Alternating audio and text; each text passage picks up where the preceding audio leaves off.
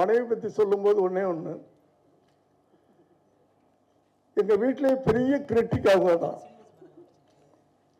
ஒரு படம் எப்படி இருக்குன்னு அவங்கள வச்சு நம்ம எடை போட்டுடலாம்.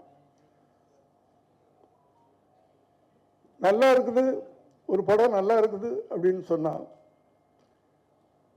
அதை கேள்விப்பட்ட பிறகு ஒரு தடவை பார்ப்பாங்க.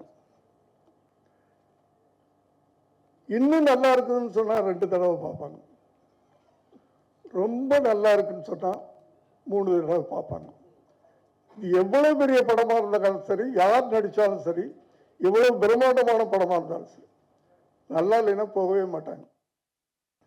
ஆனால் இந்த குழு எங்கே வெற்றி பெற்றிருக்கிறது? இந்த இளம் குழு, இந்த கூரன் குழு இந்த படத்தை 3 தடவை பார்த்துட்டாங்க. கூரனை she has seen 3 times.